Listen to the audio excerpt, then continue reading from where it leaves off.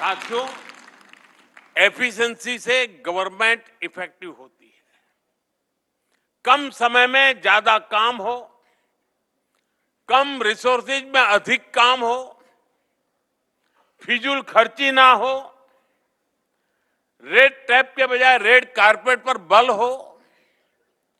जब कोई सरकार ये करती है तो समझिए वो देश के संसाधनों को रिस्पेक्ट दे रही है। और पिछले 11 साल से हमारी सरकार की बड़ी प्राथमिकता रहा है। मैं कुछ उदाहरणों के साथ अपनी बात बताऊंगा। साथियों, अतीत में हमने देखा है कि सरकारें कैसे ज्यादा से ज्यादा लोगों को मिनिस्ट्रीज में एकोमोडेट करने की कोशिश करती थी, लेकिन हमारी सरकार ने अपने पहले कार्यकाल में ही कई मंत्रालयों का विलय कर दिया।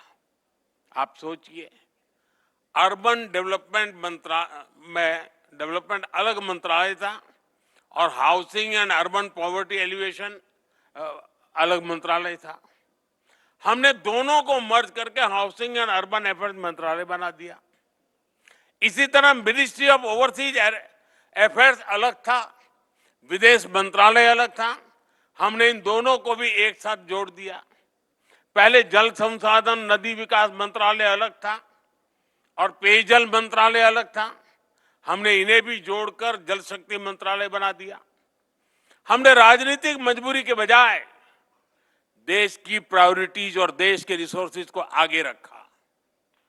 साथियों, हमारी सरकार ने रूल्स और रेगुलेशंस को भी कम किया, उन्हें आसान बनाया। करीब 1500 ऐसे कानून थे जो समय के साथ अपना महत्व खो चुके थे, उनको हमारी सरकार ने खत्म किया। करीब 40,000 कंप्लायंसेस को हटाया गया। ऐसे कदमों से दो फायदे हुए। एक तो जनता को हैरेसमेंट से मुक्ति मिली और दूसरा सरकारी मशीनरी की एनर्जी भी बची। एक और एग्जाम्पल जीएसटी का है। 30 से ज्यादा टैक्सेस को मिलाकर एक टैक्स बना दिया गया है। इसको प्रोसेस के डॉक्यूमेंटेशन के हिसाब से देखे तो कितनी बड़ी बचत हुई है। साथियों, सरकारी खरीद में पहले कितनी फिजूल खर्ची होती थी, कितना करप्शन होता था, ये मीडिया के आप लोग आए दिन रिपोर्ट करते थे।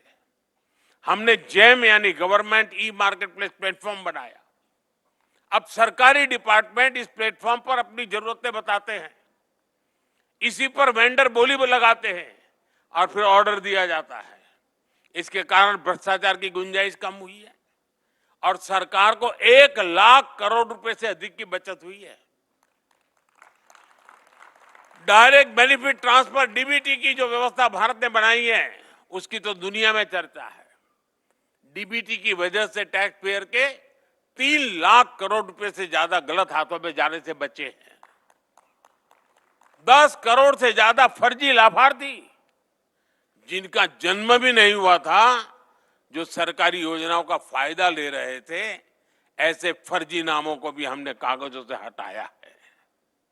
साथियों, हमारी सरकार टैक्स की पाई पाई का ईमानदारी से उपयोग करती है और टैक्स पेयर का भी सम्मान करती है। सरकार ने टैक्स सिस्टम को टैक्स पेयर फ्रेंडली बनाया है। आज आईटीआर फाइलिंग का प्रोसेस पहले से कहीं ज्यादा सरल और तेज है। पहले सीए की मदद के बिना आईटीआर फाइल करना मुश्किल होता था। आज आप कुछ ही समय के भीतर खुद ही ऑनलाइन आईटीआर फाइल कर पा रहे हैं और रिटर्न फाइल करने के कुछ ही दिनों में रिफंड आपके अकाउंट में भी आ जाता है। फेसलेस असेसमेंट स्कीम की टैक्स पेयर्स को परेशानियों से बचा रही है। गवर्नेंस में एफिशिएंसी से जुड़े ऐसे अनेक रिफॉर्म्स ने दुनिया को एक नया गवर्नेंस मॉडल दिया।